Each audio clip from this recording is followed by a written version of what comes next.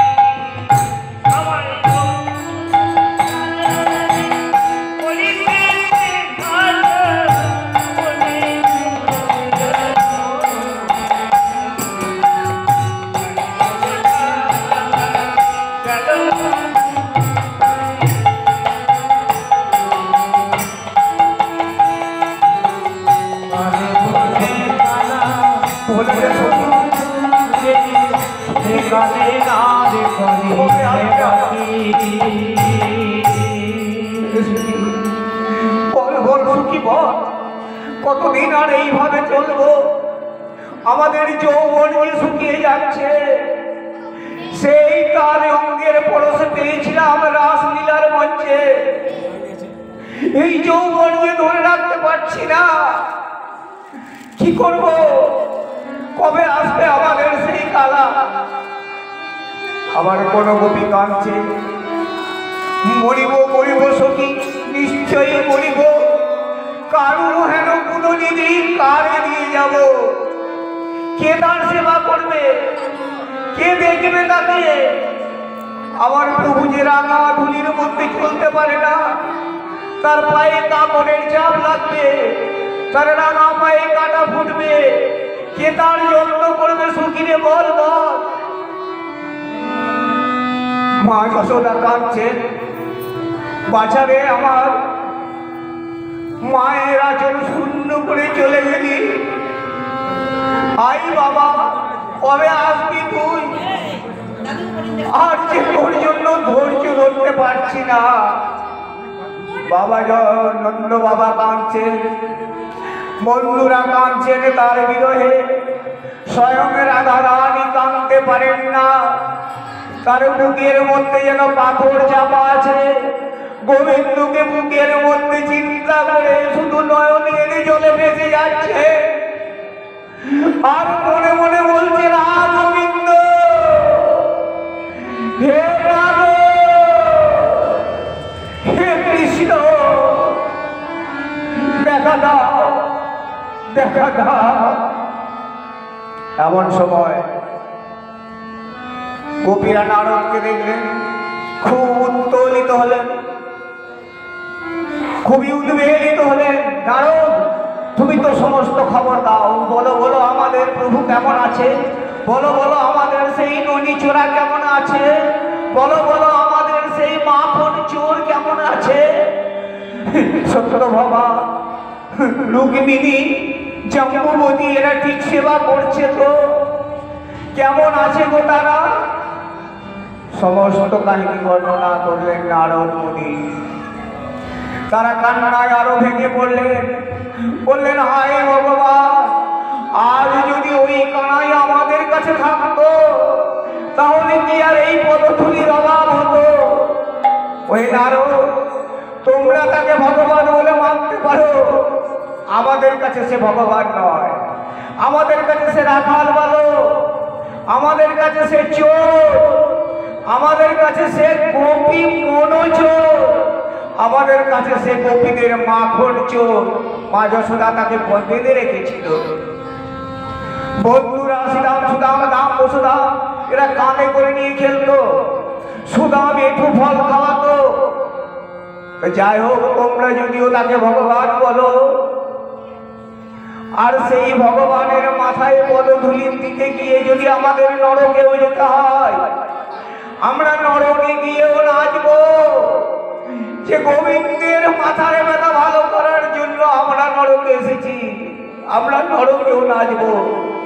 তাই যাও নারদ, যত চাও এই পদধূলি নিয়ে যাও বৃন্দাবনের চারিধারে, যমুনার দুই পারে, শ্যাম কুণ্ড, রাধা কুণ্ডর ধারে ধারে, গোকুলের পথে পথে যেখানে যাবে সবই গোপীদের পদধূলি পাবে, সবই সেই কৃষ্ণের লীলা।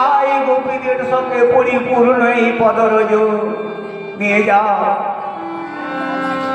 নারদ মুনি আঁচল ভরে নিয়ে গেলেন সেই পদধূলি।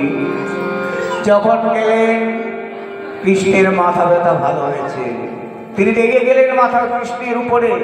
হে প্রভু, এ কি তোমার লীলা? তুমি বললে যে ভক্তের গোপীদের পদধূলি ছাড়া তোমার মাথা ব্যথা ভালো হবে না,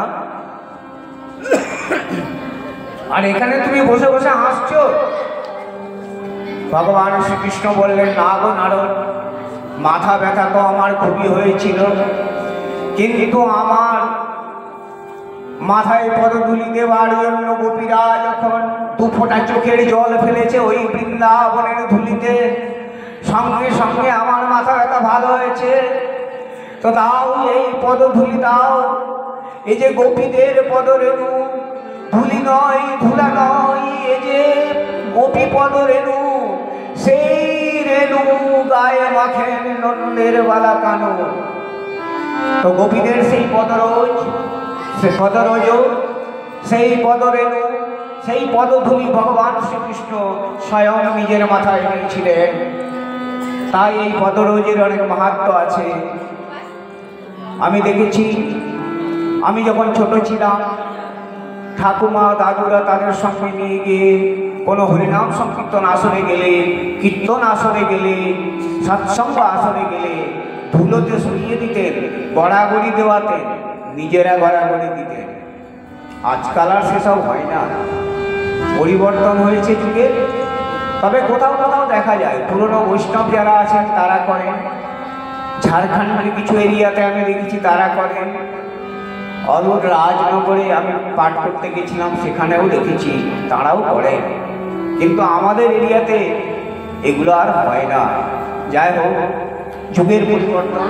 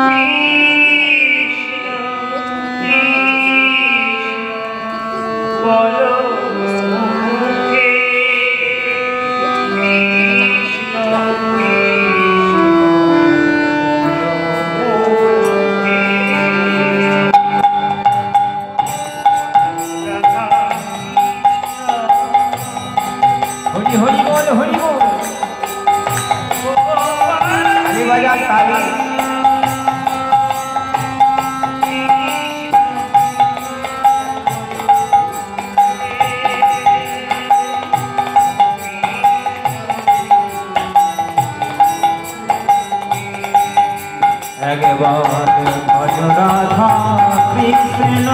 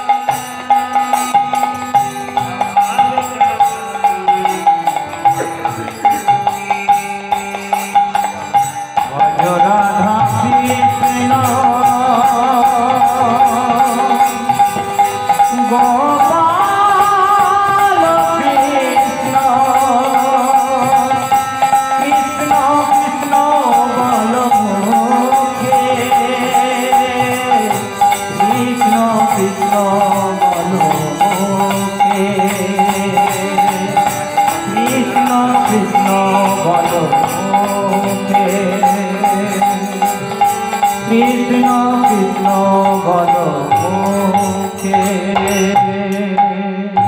জয় জয় গায় হরি হরি বল। মাঝে মাঝে মায়েরা তালি বাজাবে, তাহলে ঠান্ডা লাগবে না। রাধে রাধে। তো আজকে যে আমরা এই সৎসঙ্গে এসেছি, আমি বেশি ভিতরে যাব না, একটু মোটা মোটা আলোচনা করব, কেন কি সময়ও অনেক কম।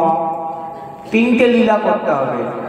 ভাগবত সম্পর্কে কিছু বলবো আপনাদের। এই ভাগবত কি, কেন ভাগবত শুনব, ভাগবত শুনলে কি হবে, আর এই ভাগবত কোথায় ছিল, কলিযুগে ভাগবত কিভাবে এলো, এতটুকুই বলবো। তারপর আজকে শ্রী শ্রী মাতা অন্নপূর্ণার প্রতিষ্ঠা দিবস, আপনাদের মন্দিরের প্রতিষ্ঠা হলো, সেই মাতা অন্নপূর্ণা সম্পর্কে কিছু বলবো। তারপর আমাদের কলিযুগের ভগবান গৌরাঙ্গ মহাপ্রভুর একটা লীলা ছোট্ট করে বলবো। সবই ছোট্ট করে শুনুন, বড় করে বলার সময়টা কম হবে। রাধে রাধে। তো আপনারা যে এই যে সৎসঙ্গ আসরে এসেছেন, এই ভাগবত আসরে এসেছেন, এত সহজে আসা যায় না। এই ভাগবত আসরে, সৎসঙ্গ আসরে বহু জন্মের ভাগ্যের ফলে, বহু জন্মের কোটি কোটি জন্মের সঞ্চিত পুণ্যের ফলে তবেই এই ভাগবত আসরে আসতে পারেন। আপনারা ভাগবত শ্রবণ করতে পারবেন ভক্তরা, আর আমরাও ভাগবত পঠন করতে পারবো। এটা অনেক জন্মের সুকৃতির ফল। শাস্ত্রে বলেছে, শাস্ত্রে বলেছে ভাগ্যোদয়েন বহু জন্ম সমর্জিতেন সৎসঙ্গম চ লভতে পুরুষো যদা বৈ। ভাগ্যোদয়েন, অনেক ভাগ্যের উদয় হলে, বহু জন্ম সমর্জিতেন, অনেক জন্মের পুণ্যের সমর্জন হলে, অর্থাৎ অনেক জন্মের পুণ্য একটু একটু একটু একটু করে সঞ্চিত হলে সৎসঙ্গম চলাও হতে পুরুষ যদা হয়। এই পুরুষের কোন পুরুষ? পুরুষোত্তম অচ্যুত নারায়ণ কৃষ্ণ, তার কথা শ্রবণ করা যায়। আর তার কথা শুনলে কি হবে? অজ্ঞান হেতু কৃত মোহ মদান্ধকার নাশম। অজ্ঞানে যদি আপনি কোনো অপকর্ম করে থাকেন, কোনো পাপ করে থাকেন, কোনো ছোট মোটো কাজ করে থাকেন, যেগুলো আপনারা জানেন না সেটা পাপ কাজ, অথচ আপনার দ্বারা হয়ে গেছে, এই ভাগবত আসরে, সৎসঙ্গ আসরে, কীর্তন আসরে, হরিনাম সংকীর্তন আসরে এসে যদি হাত জোর করে ভগবানের প্রতি একনিষ্ঠতা রাখেন, গোপীদের মতো নিষ্কাম মনোবৃত্ত হয়ে, তাহলে সেই পাপ আপনাদের লাগবে না। কিন্তু জেনে শুনে যদি পাপ করা হয় সেক্ষেত্রে তো কর্মফল ভোগ করতেই হবে। রাধে রাধে। আর কি হয়, বিধায় হিয়ে তৎকুতয়তে বিবেকঃ, বিবেক উৎপত্তি হয়, ভিতরের বিবেক যে আছে সেটা জাগ্রত হয়। তাই বলে কি আমাদের কাছে বিবেক নাই? আমরা তো যাই দেখি একটা মানুষ অ্যাক্সিডেন্ট হয়ে পড়ে আছে, তাহলে মানুষটা পড়ে আছে, একে একটু তোলা দরকার, একে একটু দেখা দরকার, বিবেক জাগলো। কিন্তু আপনি এতটুকু বলেই চলে গেলেন সাইড দিয়ে। আবার মনে মনে ভাবলেন আমি যদি তুলতে যাই পুলিশ এসে প্রথমে আমাকেই শাসন করবে যে তুমি কি করছো। তাহলে আপনার বিবেক প্রস্ফুটিত হলো না, জাগলো বটে, কিন্তু তাকে ধরে রাখতে পারলেন না। তাহলে এই বিবেকটা কি? অ্যাকচুয়াল বিবেক হচ্ছে নিত্য বস্তু বিচারঃ বিবেকঃ। কোনটা নিত্য কোনটা অনিত্য, কোনটা স্থায়ী কোনটা অস্থায়ী, সেইটা বিচার করার ক্ষমতা যখন আপনার মধ্যে আসবে।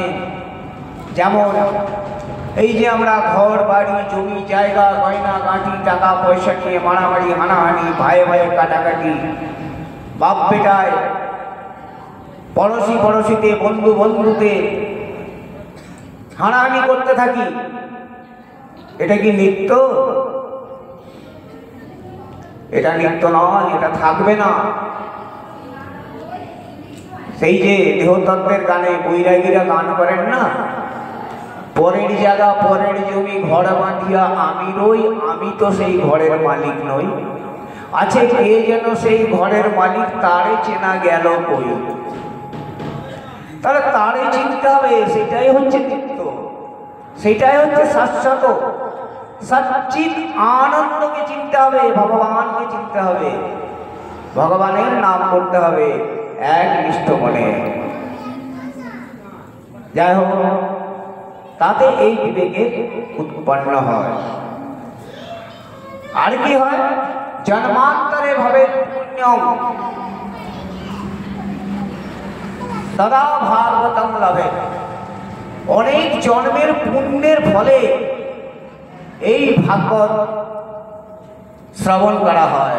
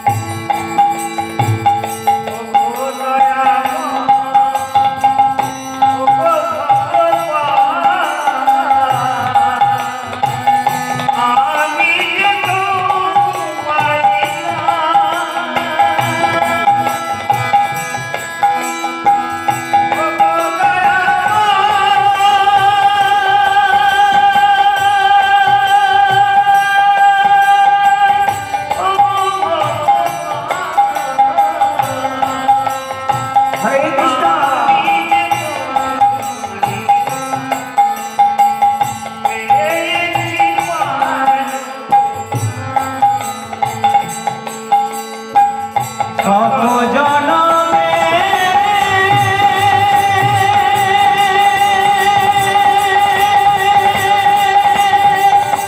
কত সাধনা পেয়েছি মানব প্রাণ, পেয়েছি মানব প্রাণ, পেয়েছি মানব প্রাণ। হরে কৃষ্ণ। এই যে শত জনমের কত সাধনায় পেয়েছি এ মানব জনম, এই মানব জনম যেমন আমাদের কাছে প্রচন্ড দুর্লভ, তেমনি আমাদের এই মানব দেহ পাওয়াটাও খুবই দুর্লভ। কেন বলুন তো? শাস্ত্রে বলছে হৃদয় মাধ্যম সুলভম সুকল্পম। নৃদেহ মাধ্যম মানে নরদেহ, আমাদের এই নরদেহ মানুষ দেহ আদ্যম অতি পুরাতন, অতি আদি, যেটা কবে শুরু হয়েছিল কেউ বলতে পারবে না। আমরা ভাগবতে শুনি, শাস্ত্রে শুনি প্রথম প্রলয়ের প্রথম সৃষ্ট হয়েছিল প্রথম প্রলয়ের পরে, কিন্তু কবে প্রথম প্রলয় হয়েছিল কেউ বলতে পারবে না। তো আমাদের এই মানব জীবন, মানব দেহ যে কত মূল্যবান সেটা কেউ বলতে পারবে না, কত পুরনো সেটা কেউ বলতে পারবে না। প্লবং সুকল্পং গুরু কর্ণধারম। প্লবং, প্লবং মানে কি? বলছে মানব দেহ সুলভ আবার খুব দুর্লভ। সুলভ কেন? সুলভ এই জন্য যে একমাত্র এই মানব দেহে নিয়ে, এই মানব শরীরে আমরা এই সৎসঙ্গ আসর করতে পারি, ভগবানের সেবা করতে পারি, দেব দেবীর সেবা করতে পারি, মানুষের সেবা করতে পারি, জীব হয়ে জীবের সেবা করতে পারি। কিন্তু পশু জন্মে তো সেটা পারা যায় না, অন্যান্য কোনো জন্মে তো পাওয়া যায় না, বৃক্ষ জন্মে সেটা পাওয়া যায় না, পক্ষী জন্মে সেটা পাওয়া যায় না। তাই এই মানবদেহ হচ্ছে প্রচন্ড দুর্লভ। এই দুর্লভ জীবনে এসে এই প্রচন্ড সুলভ, এই সুলভ জীবনে এসে সুলভের কিছু কাজ করা উচিত। আবার দুর্লভ কেন? যে মানবদেহ খুব সুলভ আবার খুবই দুর্লভ। কেন দুর্লভ? দেখুন, ৮০ লক্ষ জন্ম জনি ঘুরে আসার পরে ৪ লক্ষ জন্ম জনির জন্য মাত্র এই মানব দেহ পাওয়া যায়। শাস্ত্রে বলছে স্থাবর লক্ষ বিংশতি নব লক্ষশ্চণ্ডৌজা জলৌজা কৃমিনাং রুদ্র লক্ষশ্চৌদশ লক্ষশ্চণ্ডৌজা ৩০ লক্ষ পশুনাঞ্চ ৪ লক্ষশ্চ মানবাহ। স্থাবর লক্ষ বিংশতি, স্থাবর মানে হচ্ছে ধরাতল, পৃথিবীর যে তল, বিডব তল, সেই স্থাবরের মধ্যে যত রকমের গাছপালা লতা গুল্ম যা কিছু আছে সেই জন্মে কাটে ২০ লক্ষ জন্মজনি। স্থাবর লক্ষ বিংশতি। এইবার স্থাবর থেকে লতা পাতা গুল্ম আদি হতে হতে হতে হতে হতে হতে যেদিন তুলসী বৃক্ষ রূপে জন্মগ্রহণ হয়, আর সেই তুলসীর বৃক্ষ, তুলসীর পত্র যেদিন ভগবান সেবায় লাগে, সেই দিন এই স্থাবর জন্মজনি থেকে মুক্তি লাভ হয়। কোথায় যায়? নব লক্ষশ্চ জলজা, জলের মধ্যে, জলের ভিতরে, সমুদ্রের ভিতরে। আপনারা দেখবেন ন্যাশনাল জিওগ্রাফিতে, টিভিতে, সমুদ্রের নিচে কত রকমের গাছপালা পাহাড় পর্বত সব কিছুই আছে। তো সেই জলের জন্ম ৯ লক্ষ জন্মজনি ভোগ করতে হয়। এইভাবে বিভিন্ন জলের মধ্যে উদ্ভিদ, পোকা মাকড়, জন্তু জানোয়ার হতে হতে হতে হতে যদি শঙ্খরূপে জন্মগ্রহীত হয়, আর সেই শঙ্খ যখন ভগবান সেবায় বাদিত হয়ে থাকে, তখন সেই জলজন্ম থেকে মুক্তি লাভ হয়। কোথায় যায়? কৃমিনাং রুদ্রলক্ষস্য, রুদ্র মানে 11, কৃমিনাং কৃমি কীট পোকা মাকড়, বিভিন্ন ধরনের কৃমি কীট পোকা মাকড় এইভাবে হতে হতে হতে হতে যেদিন মধুকর রূপে জন্মগ্রহীত হয়, আর সেই মধুকরের জমায়িত মধু যখন দেবতার সেবায় অর্পিত হয়, তখন সেই কৃমিকীট বংশ থেকে, কৃমিকীট জন্মজনি থেকে মুক্তি লাভ হয়। কোথায় যায়? দশলক্ষশ্চণ্ডৌজা, অণ্ড মানে ডিম, আমরা বলি না আন্ডা থেকে আন্ডা, অণ্ড শব্দ থেকে এসছে আন্ডা। রাধে রাধে। তো এই ডিমের মধ্যে জন্ম হয়, ডিমের মধ্যে কাদের জন্ম হয়? কাক, কোকিল, বিভিন্ন ধরনের পক্ষী আদি। এইভাবে বিভিন্ন পক্ষীতে জন্মগ্রহীত হতে হতে হতে হতে যেদিন ময়ূর কুলে জন্ম লাভ হয়, আর ওই ময়ূরের পাখা, ময়ূর পুচ্ছ যখন ভগবান শ্রীকৃষ্ণ তার মাথায় ধারণ করেন, তখন ময়ূর কুল হতে, পক্ষী কুল হতে পক্ষী লোক জন্মজনি থেকে মুক্তি লাভ হয়। যদিও ভগবান শ্রীকৃষ্ণ এই ময়ূরের পুচ্ছ কেন গ্রহণ করেছিলেন, কখন গ্রহণ করেছিলেন, কার জন্য গ্রহণ করেছিলেন, এরও একটা বিরাট ইতিহাস আছে। আপনারা ভগবান শ্রীকৃষ্ণের রূপ বর্ণনা কীর্তন পালাতে এটা জানতে পারবেন। অত ভিতরে যাচ্ছি না, সময় খুব কম। এবার পক্ষী জন্মজনি থেকে মুক্তি লাভ হওয়ার পরে কোথায় যায়? 30 লক্ষ পশুর নাচ্য, 30 লক্ষ জন্মজনি পশু জনিতে যায়। এইভাবে বিভিন্নভাবে হাতি, বাঘ, উট, ঘোড়া আদি হতে হতে হতে হতে যেদিন গাভীতে জন্মগ্রহীত হয়, আর সেই গাভীর দুগ্ধ যখন ভগবান সেবায় অর্পিত হয়, তখন গাভী কুল থেকে মুক্তি লাভ হয়। কোথায় যায়? পরম আরাধ্য সুদুর্লভ এই মানব শরীর, মাত্র 4 লক্ষ জন্মজনির জন্য। তাই বলি রে মন, এই যে অল্প সময়ের মধ্যে ভবে এসেছ, তো ভবে এসে কি করলে? তুমি কিছু করো। কি বলেছিলেন ভগবান? কি করতে বলেছিলেন? আপনারা অনেক কীর্তন শুনেছেন, অনেক ভাগবত শুনেছেন। জননী জঠরে যখন খুব কষ্ট পাওয়া যায়, 10 মাস 10 দিন যখন কৃমি কীট দংশন, অম্ল আদি, পিত্ত আদি যখন পড়ে, তখন ভগবানের কাছে হাত জোর করে আমরা বলেছিলাম, হে ভগবান, তাড়াতাড়ি আমাকে ভূমিষ্ঠ করো, আমি আর পারছি না, এই নরক যন্ত্রণা, এই গর্ভ যন্ত্রণা সহ্য করতে আমি পারছি না। ভগবান বললেন, হ্যাঁ বাবা, তোমাকে আমি তাড়াতাড়ি উদ্ধার করে নিচে ভূমিষ্ঠ করব, কিন্তু তুমি কি ওখানে গিয়ে আমার নাম করবে? তোমার কাজ হচ্ছে ওখানে গিয়ে আমার নাম করা, আমার নাম করবে। হ্যাঁ হ্যাঁ, যখন দেখবেন মানুষ খুব বিপদে পড়ে, যা বলবেন তাই। কিন্তু কি হয়? মায়াতে সে সব ভুলে যায়। তাই বাউল গান আছে না একটা, যদি আমি গান করতে পারবো না, কথাগুলো বলছি। মন্তর প্রথম কালে যখন গর্ভেতে ছিলে, হেঁট মন্ড উপর করে কষ্ট যে পেলে, তখন হরি বলে বলবো বলে একবার হরি বললে না, দিনই গেল দিন বন্ধু তুমি হরি বলে ডাকলে না।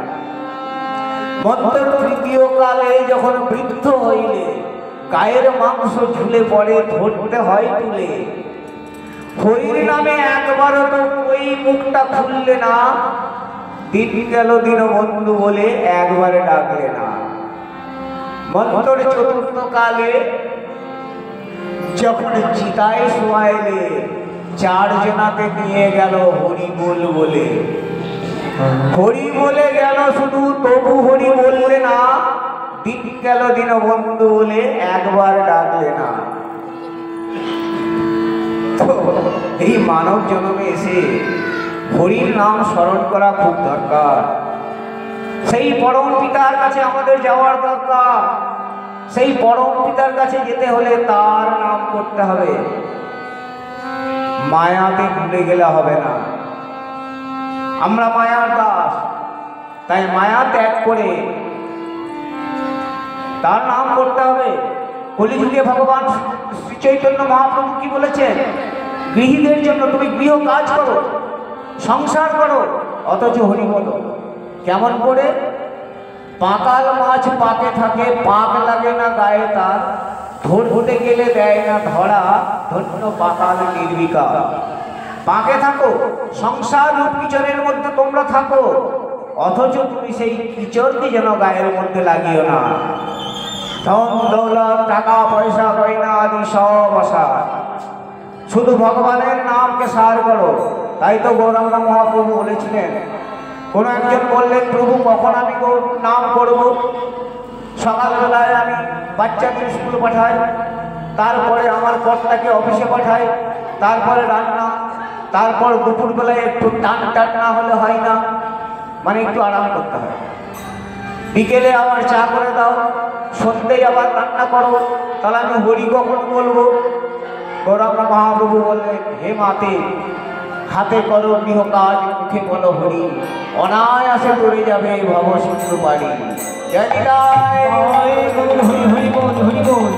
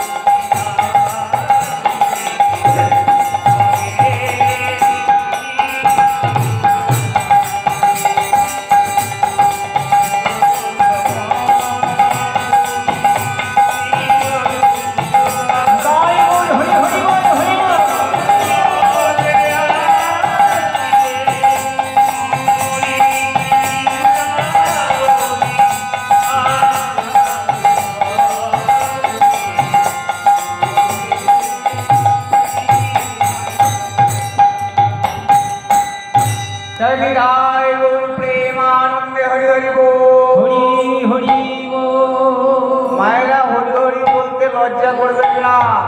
হরি বললে হাত ওঠাবেন। কেন কেন ওঠাবো হাত? কেউ একজন হাত কেন ওঠাবো? কলিযুগে গৌরাঙ্গ মহাপ্রভু একে আসান করে দিয়ে গেছেন। এটা হচ্ছে আত্মসমর্পণ। এর অনেক প্রমাণ আছে। গোপীরা যতক্ষণ পর্যন্ত আত্মসমর্পণ না করেছেন, সেই বস্ত্র হরণের কালে বস্ত্র পাননি ভগবানের কাছ হতে। স্বয়ং দ্রৌপদী মহাভারতে যতক্ষণ পূর্ণ আত্মসমর্পণ না করেছেন, বস্ত্র পাননি। কাহিনীটা একটু ছোট্ট করে বলি, এলোই যখন কথা প্রসঙ্গে। ভরা রাজসভায় দ্রৌপদীর বস্ত্র হরণ চলছে।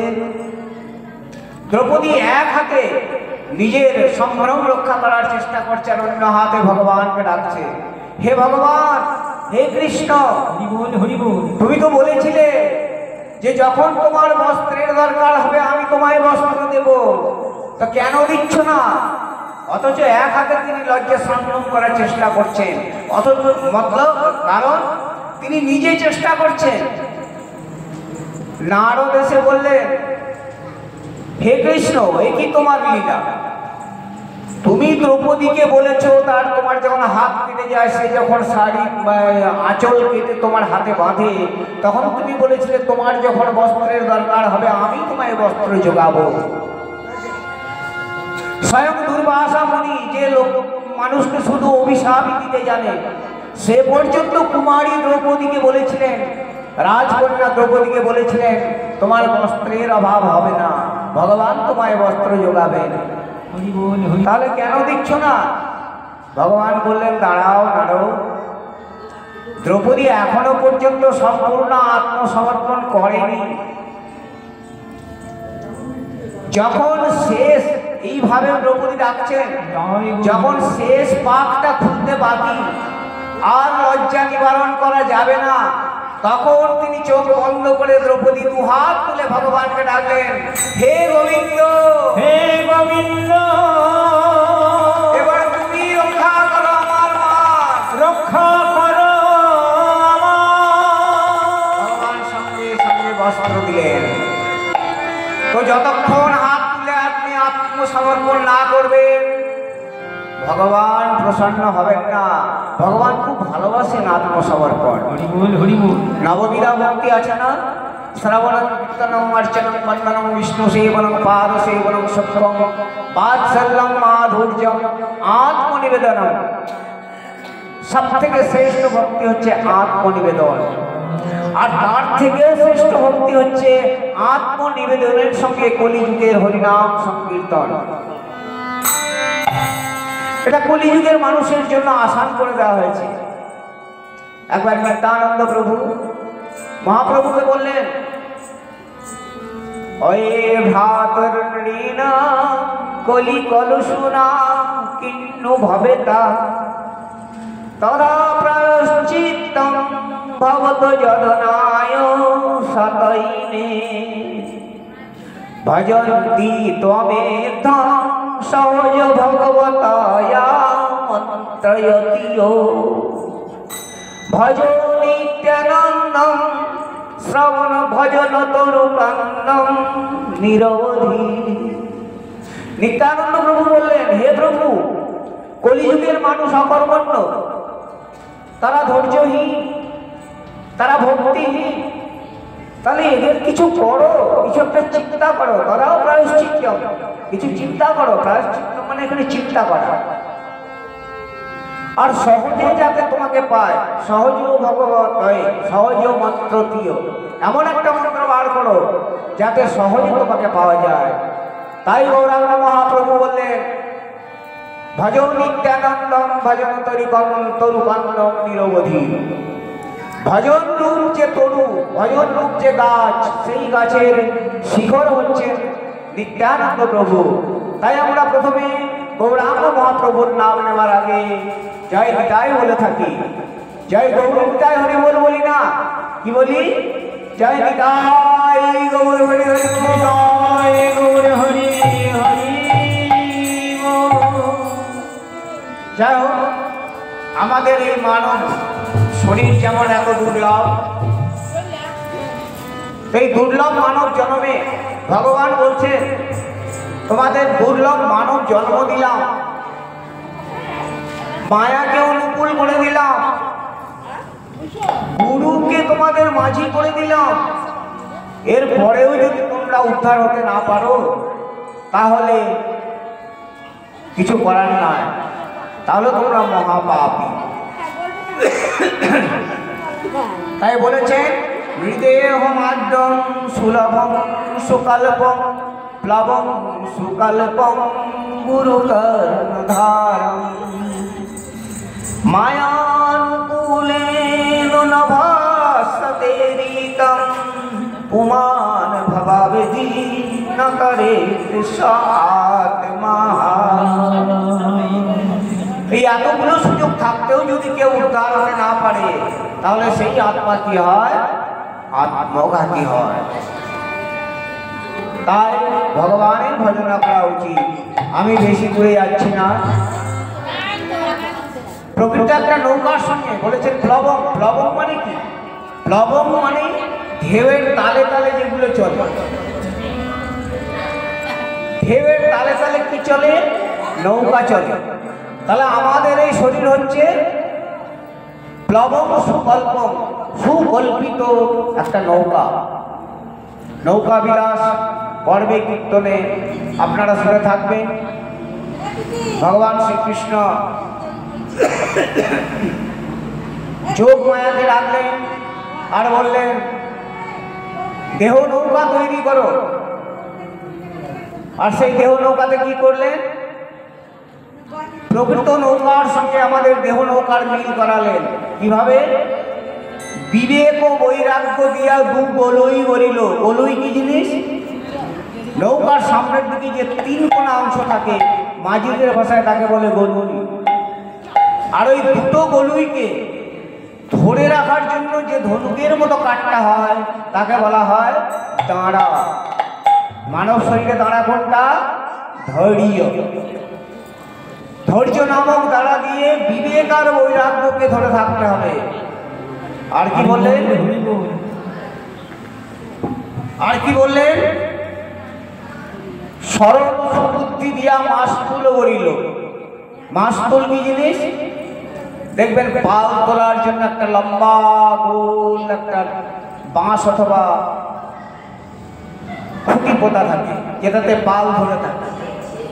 সেটা হচ্ছে আমাদের শরীরের সরল সুবুদ্ধি। আর রাধা নামের বাদাম তাহে উড়াইয়া দিল। আর যে পালটা উড়ায় তার মধ্যে রাধা নাম লিখে দিল। মানে আমাদের শরীরে রাধে রাধে রাধে রাধে রাধাকে আশ্রয় করো। আর কি করলে?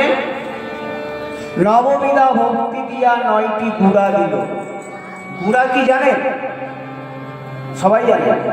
আমি বলে দিলে সবাই বুঝতে পারবে। যখন খাট তৈরি করা হয় না, খাটের নিচে বা তক্তার নিচে দেখবেন একটা করে গুটকা দেওয়া হয় লম্বা লম্বি আড়াআড়ি, যাতে পাটাগুলোকে ধরে থাকতে পারে। সেটাকে বলে মাঝিদের ভাষায় গুড়া। আর একটা প্রকৃত নৌকাতে 9টি গুড়া থাকে। আর দেহের প্রকৃত নৌকাতে 9টি গুড়া থাকে। কি? নববিধা ভক্তি। শ্রবণম কীর্তনম অর্চনম বন্দনম পাদ সেবনম আদি যে একটু আগে বললাম। আর আসক্তির তক্তা দিয়া তাহাতে জুড়িল। আমাদের যে আসক্তি, নৌকার সাইডে যে পাটাগুলো থাকে সেগুলো হচ্ছে নৌকার আসক্তি। আর আমাদের আসক্তি শরীরের আসক্তি। লালসার বাদাম তাহে বাটাম তাহে কুড়িয়া রাখিল। আমাদের যে লালসা, আর নৌকার মধ্যে দেখবেন এই ধরনের লোহার বাটাম দিয়ে মুড়ে দেওয়া হয়। আমাদের দরজা লাগাতে গেলে লাগানো হয় না, এরকম সোজা থাকে, তারপরে এইভাবে মুড়ে দেওয়া হয় যাতে কামড়ে ধরে থাকে। তাই লালসা আমাদের শরীরে কামড়ে ধরে থাকে। মায়া কিছুতেই ছাড়তে দেয় না। আর যে পালটা তুলে রাখে রাধা নামে, রাধা নামের পালে কি করে? আমাদের মন রূপ যে পাল, সেই পালকে মায়ার হাওয়াতে উঠতে দেয় না। অর্থাৎ মায়া কাজ করে না। আর কি সাধু সঙ্গ কানি ধরি তাহার চৌদিকে মুড়িল। সাধু সঙ্গ কি? পালটাকে ধরে রাখার জন্য বিভিন্ন দড়ি নৌকার চারিদিকে আংটার সঙ্গে লাগানো থাকে, দেখবেন।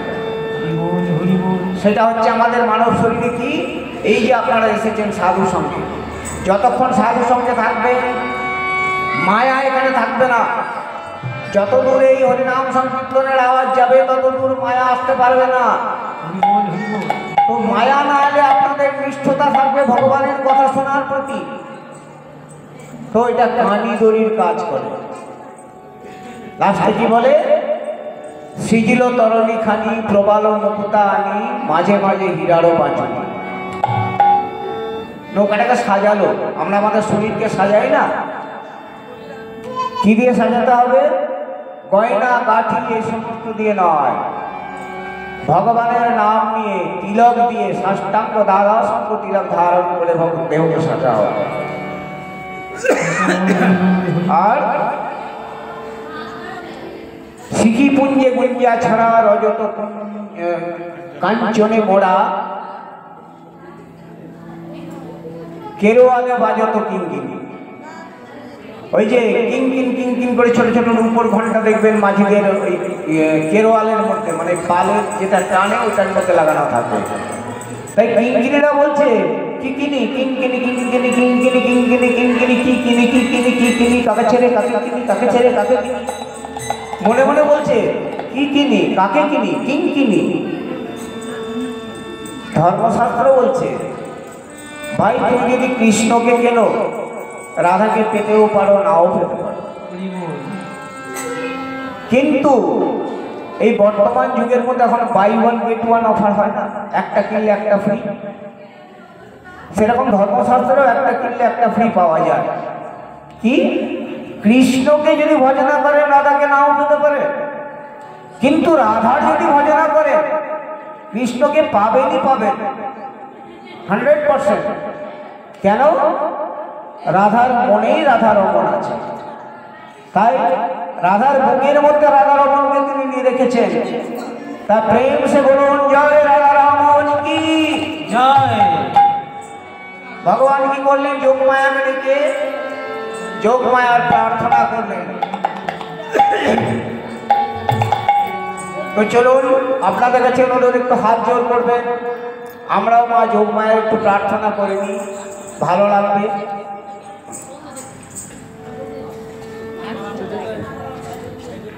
ॐ त्वां स्वाहा त्वां स्वधा त्वां हि वसटकारो स्वराधिका सुधा त्वमक्षरीते त्रिधा मात्रपिता स्थिता औधमात्रस्थिता नित्यायानुचर्यविशेषतः त्वमेव शक्या सावित्री त्वं देवी जननी परा तवैतत् धैर्यते विश्वं तवैतत् पूज्यते जगत् तवैतत् पाह्यते देवी तमत्सन्ते च सर्वदा विशिष्टौ सृष्टिरूपा त्वां स्थितिरूपा च पावने तथा संगृहीतिरूपा ते जगोदस्य जगन्मये महाविद्या महामाया महामेधा महास्मृतिः महामोहा च भवति महादेवी महासुरी प्रकृतिस्त्वं च सर्वस्य गुणत्रयविभागिनी कालरात्रि महारात्रि मोहरात्रिश्च दारुणा त्वं श्रीस्त्वं मिस्त्रीं त्वं ह्रीस्त्वं बुद्धिर्बोधलक्षणा लज्जा पुष्टिस्तथा तुष्टिस्त्वं शान्ति शान्तिरेव च खर्गिणी सुदिनी घोरा गोदिनी चक्रिणी तथा शङ्खिनी चापिनी माण भूषुण्डी परिधायुधा सौम्या सौम्योत्तरा शेषो सौम्या भस्वती सुन्दरी परा परणं परणा त्वमेव परमेश्वरी जयन्ती मंगलाकाली भद्रकाली कपालिनी दुर्गा शिवा क्षमाधात्री स्वाहा स्वाहा नमस्तुते सृष्टिस्थितिविनाशानां शक्तिभूते सनातनी गुणाश्रये गुणमये नारायणी नमस्तुते सर्वमङ्गलमङ्गल्ये शिवे सर्वार्थसाधिके शरण्ये त्र्यंबके गौरी नारायणि नमोस्तुते एतत्ते वदनं सौम्यं लोचनत्रयभूषितां पातु नः सर्वभीतिभ्यो कात्यायनि नमोस्तुते ॐ ह्रीं कात्यायन्यै नमः। तो भगवान এইভাবে কাত্যায়নীকে ডাকলেন, মা কাত্যায়নী তার দেহ নৌকা তৈরি করে দিলেন। পরে নৌকা বিলাস পর্বের কাহিনী আপনারা কীর্তনেই শুনবেন। আমরা আর বেশি দূর আগাবো না, কেন কি 9:30 হতে চললো। এখন শুধু সংক্ষেপে এটুকু বলবো যে ভাগবত কি, কিভাবে ভাগবত সৃষ্টি হলো।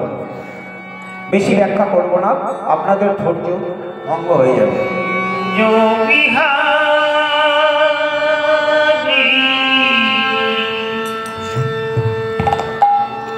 ओरे मोने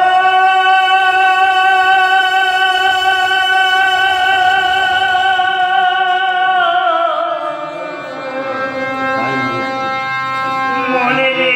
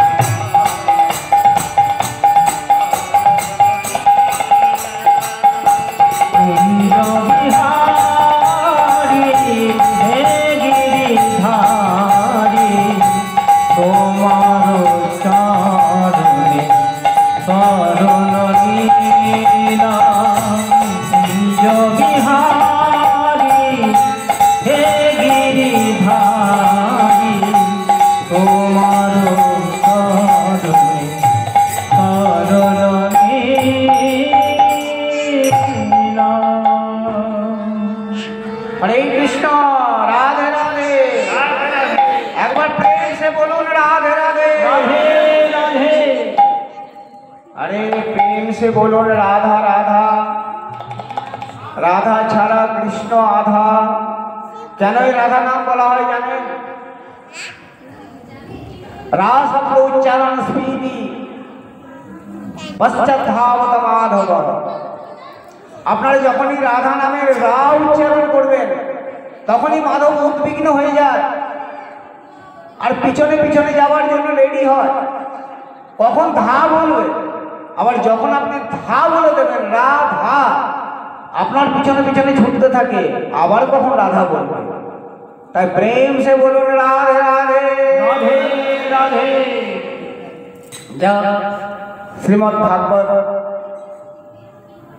মহতি কথাকে বিশ্রাম দিলাম, সময় অনেক হয়ে গেছে। আজ এখন একটু মা অন্নপূর্ণার লীলা বলবো আপনাদের। কিভাবে অন্নপূর্ণা দেবী সৃষ্টি হলেন, কিভাবে প্রকট হলেন, কেমন করে তার মাহাত্ম্য প্রকাশিত হলো। তো সবাই মিলে প্রেম সে বলুন জয় মা অন্নপূর্ণা কি জয়। হিন্দুদের দেবী মা অন্নপূর্ণা, তার আর এক নাম হচ্ছে অন্নদা। অন্নদাকে যিনি অন্ন দান করেন, বিভিন্ন শাস্ত্রের প্রমাণ আছে, সে সমস্ত প্রমাণ আমি তুলে ধরছি না। লিঙ্গ পুরাণ, মার্কেন্ডেয় পুরাণ, তারপর অন্নপূর্ণা স্তোত্র, অন্নপূর্ণা সংহিতা, অনেক প্রমাণ আছে। সে সমস্ত বলতে গেলে রাত পার হয়ে যাবে। আমি শুধু এই মা অন্নপূর্ণা কিভাবে জগতে প্রতিষ্ঠিত হলেন সেই কাহিনী বলব। তো এই মা অন্নপূর্ণার দুটি কাহিনী আছে, প্রচলিত দুটি কাহিনী আছে, দুটেই বলবো, খুব সংক্ষেপে বলবো। মার্কেন্ডেয় পুরাণের কাশী খণ্ডে আছে এই দুটি। একটা হচ্ছে কাশী নগরী স্থাপন এবং অন্নপূর্ণার মহিমা বিস্তার, আর একটা হচ্ছে ব্যাস কাশী প্রতিষ্ঠা। প্রথমটা বলি, ভগবান শঙ্কর আর পার্বতীর যখন বিবাহ হয়, বিবাহের পরে একদিন চলে না, আমরা বাড়িতে লুডো খেলি না, বউ বেটি স্বামী স্ত্রী সবাই মিলে চারজন, আমরা ঝগড়া করতাম, মায়েরা ঝগড়া করতো, খুব মনে পড়ে। আপনারাও ঝগড়া করতেন গুটি কেটে গেলে। তো সেরকম শিব আর দুর্গা পার্বতী বসে বসে দুধ ক্রীড়া করছে, পাশা খেলছে। খেলতে খেলতে শিব হেরে গেলেন। যখনই শিব হেরে গেলেন, মহেশ্বর বলছে পার্বতীকে রাগানোর জন্য, তোমার তো কোনো অস্তিত্বই নাই, তুমি হচ্ছে মায়া, তুমি মহামায়া, তোমার কোনো অস্তিত্ব নাই। পার্বতী বললেন এমন বলো না শঙ্কর, তুমি শক্তিমান, কিন্তু আমি শক্তি, আমি না থাকলে তোমার কোনো মূল্য নাই। বলে আরে ছাড়ো, দেখে দিয়েছি। আমরা বলি না, আমাদের বউরা বলে না, আমার মতো বউ পেয়েছিল বলে জন্মে ধন্য হয়ে গেলে। কি গো মায়েরা বলেন তো, আমার বউ তো বলে আমাকে রাধে রাধে। তো সেরকম পার্বতী বলল দেখে নেবো তোমাকে, তুমি কিভাবে তোমার সন্তানদের লালন পালন করো। মা দুর্গা রেগে গিয়ে অন্তর্ধান হয়ে গেল, দেখবো তোমাকে আমি, বলে গেলেন দেখে যাবো। চললাম বাপের বাড়ি। আমাদের বউগুলো বলে যেমন, কিছু বললেই বলবে বাপের বাড়ি চলে যাবো, ঠিক আছে। আজকাল তাও বলে না, আজকালকার বউরা খুব চালাক হয়ে গেছে, বলে বাপের বাড়ি গেলে তো মুশকিল হয়ে যাবে। রাধে রাধে। যাই হোক, মা দুর্গা অন্তর্ধান হয়ে গেলেন। অন্তর্ধান হয়ে তিনি কি করলেন, তার মায়া বিস্তার করে, তার মায়ার কুহক দিয়ে সমস্ত কিছু ছেড়ে যত খাদ্য দ্রব্য ছিল সমস্ত কিছু অন্তর্হিত করে দিলেন। যেমন পৃথিবী একবার রাগে সমস্ত খাদ্য দ্রব্য, সমস্ত ঔষধি পৃথিবীর ভিতরে নিয়ে গিয়েছিলেন, আর রাজা পৃথু পৃথিবীকে দহন করে এই সমস্ত ঔষধি আবার বাইরে বার করেছিলেন। ঠিক সেরকম মহামায়া মায়ার প্রকোপে সমস্ত কিছু ভিতরে ঢুকে দিলেন। কেউ খাবার পায় না, জল পায় না, হাহাকার মেচে গেছে। দেবতারা কেউ খেতে পাচ্ছে না, গন্ধর্বরা খেতে পাচ্ছেন না, মর্তের লোক হাহাকার করছে, কোলে ছেলে কাঁদছে, মা খেতে দাও। বাড়িতে স্ত্রী কাঁদছে, ওগো কিছু ব্যবস্থা করো, আমাদের ছেলেগুলো যে না খেয়ে মরে যাচ্ছে। বাবা নিরুপায়। মা তারা কি করলেন? মা অন্নপূর্ণার শরণ নিলেন, মা দুর্গার শরণ নিলেন, মা শক্তির শরণ নিলেন। হে মা রক্ষা করো, রক্ষা রক্ষা মাতে রক্ষা। মাতার মনে দয়া উপজিত হলো। তিনি দেখলেন আমি তো শিবের সঙ্গে তর্ক করেছি, আমি তো মহেশ্বরকে ঠকাবো বলেছি, তাহলে আমার এই মর্তের মানুষগুলো, মর্তের সন্তানরা কি অপরাধ করেছে? তাই তিনি গঙ্গার তীরে দশাশ্রমের ঘাটের ওখানে প্রকটিত হলেন এক নারী রূপে। ওই গঙ্গার তীরটা কোথাও এখনো বলবো না, একটু পরে বলবো, ওখানকার নামকরণ পরে হয়েছে। দশাশ্রমের এই জন্য বলে ওখানে এক সময়ে 10টি অশ্বমেধ যজ্ঞ হয়েছিল, কোনো রাজা করেছিলেন, তাই ওই ঘাটটার নাম দশাশ্রমের ঘাট। আপনারা অনেকে হয়তো বারাণসী, কাশী বিশ্বনাথ দর্শন করেছেন। তো সেখানে তিনি বামে পয়োধরা নিয়ে, পয়োধরা মানে মা অন্নপূর্ণার বাঁ হাতে কি থাকে? রান্নার একটা পাত্র থাকে, আর ডান হাতে কি থাকে? দড়বি। দড়বি মানে কাঠের হাতা।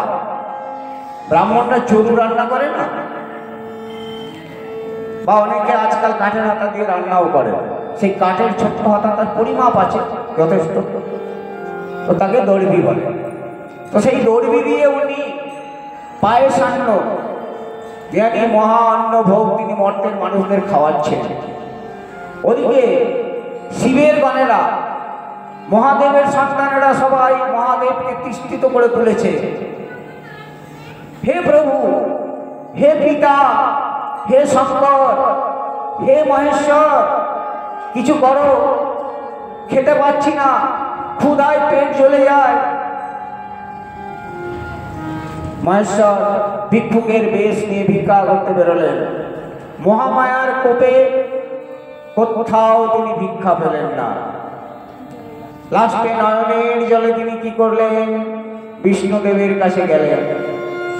হে বিষ্ণুদেব, কিছু একটা করুন। বিষ্ণুদেব বললেন, হে মহেশ্বর, এটা আমার হাতে নয়, তুমি মা লক্ষ্মীর কাছে প্রার্থনা করো, যদি উনি কিছু করতে পারেন। লক্ষ্মীর বন্দনা করলেন মহাদেব। মহালক্ষ্মী জাগৃত হয়ে বললেন, হে মহেশ্বর, রান্না করা অন্ন তো আমি দিতে পারবো না, আমি ধন দৌলতের দেবী ঠিক আছে, ধন দৌলত দিতে পারি, কিন্তু অন্ন দিতে পারবো না। তুমি যাও গঙ্গার থেকে দশাশ্রমের ঘাটের ওখানে কোনো এক নারী তার মহা অন্ন প্রসাদ মর্তের মানুষদের খাওয়াচ্ছে। দেবতারা সেখানে তড়া করে ছুটে গেলেন, মহাপ্রসাদ পেলেন, অন্ন পেলেন, অন্ন মা অন্নপূর্ণার। শিব সেখানে গেলেন ভিখারি রূপে, গিয়ে মায়ের কাছে অন্ন চাচ্ছেন। মা অন্ন ভিক্ষাং দেহি, হে মাতে অন্ন ভিক্ষাং দেহি, হে মাতে অন্ন ভিক্ষাং দেহি। পার্বতী ছলা করে রত্ন সিংহাসন থেকে নেমে মহেশ্বরকে অন্ন ভিক্ষা দিচ্ছেন। আপনারা ছবিতে দেখে থাকবেন অনেক সময়। তখন মহেশ্বর সেই পার্বতীকে চিনতে পারলেন। চিনতে পেরে কান্নায় ভেঙে পড়লেন। আর মহাদেবী খুব সন্তুষ্ট হলেন যে মহাদেবকে আমি বোঝাতে পেরেছি যে আমার শক্তি ছাড়া তুমি অপূর্ণ। তাই মহাদেব কি করলেন? এই মা অন্নপূর্ণা রূপী দুর্গাকে, এই দুর্গা রূপী মা অন্নপূর্ণাকে প্রতিষ্ঠিত করার জন্য, তার মহিমা প্রচারের জন্য তিনি কি করলেন? ওই স্থানে একটি মন্দির করে দিলেন, যেটাকে অন্নপূর্ণা মন্দির বলা হয়। আজকের দিনেও সেখানে ফ্রি অফ কস্ট খাওয়া দাওয়া হয়, 2 বেলা করে খাওয়া দাওয়া চলে। যখন যাবেন দুপুরের খাবার রাত্রের খাবার ওখানে আপনি ফ্রিতে পাবেন, খুব যত্ন সহকারে। তাই সেই অন্নপূর্ণা মন্দির প্রথম প্রতিষ্ঠিত হয়েছিল দশাশ্বমেধ ঘাটের তীরে। তাহলে আমরা কাশী কেন বলি? আর মহাদেবী ওখানে নিজের লিঙ্গ প্রতিষ্ঠিত করে একটা নগরী করলেন, ওই নগরীর নাম রাখলেন কাশী নগরী। তাই বর্তমানের কাশী বিশ্বনাথের কাছে কাশী ধামে সেই অন্নপূর্ণা মন্দির প্রথম প্রতিষ্ঠা হয়েছিল। ভগবান শিবশঙ্কর সেটা প্রথম প্রতিষ্ঠা করেছিলেন। আর একটা কি কাহিনী আছে, বারাণসী কিভাবে হলো? ব্যাস কাশী বলে, বারাণসীকে ব্যাস কাশী বলা হয়। কি হয়েছিল? ব্যাসদেব কাশী তৈরি করতে চেয়েছিলেন, কিন্তু ভোলা মহেশ্বর মানা করেছিলেন। তাকে বলেছিলেন, না, তোমার কাশী তৈরি করা হবে না, কাশী আমি তৈরি করে দিয়েছি। তখন ব্যাসদেব বিষ্ণুর কাছে গেলেন, ভগবান মহেশ্বরের নিন্দা করতে লাগলেন। বিষ্ণু তাকে তিরস্কার করলেন। আবার তিনি মহেশ্বরের কাছে গেলেন, গিয়ে বিষ্ণুর নিন্দা করতে লাগলেন। বিষ্ণু তাকে অভিশাপ দিলেন যে একমাত্র পার্বণ ছাড়া তুমি ওইখানে যেতে, কাশীনগরীতে যেতে পারবে না। তখন ব্যাসদেব ভাবলেন, আমি নিজে নিজে একটা কাশী তৈরি করব। দেবতাদের সঙ্গে সংযুক্ত হলেন। দেবতারা তার এই কাজে কেউ সম্মতি দিতে চাইলেন না।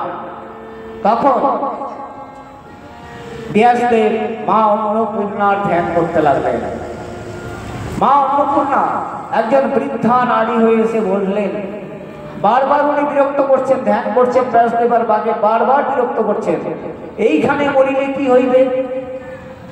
ও সাধু, এইখানে মরিলে কি হইবে? ও সাধু, এইখানে মরিলে কি হইবে?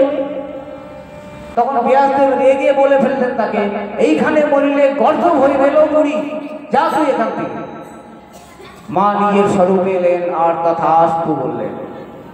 তাই বারাণসীকে বলা হয় গর্ধব বারাণসী, তখনকার দিনে বলা হতো। এবার অপভ্রংশে ধীরে ধীরে ধীরে ধীরে ওইটা বারাণসী হয়ে গেছে, কেউ বেনারস বলে। তাই মা অন্নপূর্ণা ওখানে প্রথম প্রতিষ্ঠিত হয়েছিলেন। তো আসুন আমরা একটু নৃত্যের সঙ্গে, নাচের সঙ্গে, আপনাদেরই গ্রামের মেয়ের সুমধুর নাচের সঙ্গে মা অন্নপূর্ণার স্তোত্র বর্ণনা করি।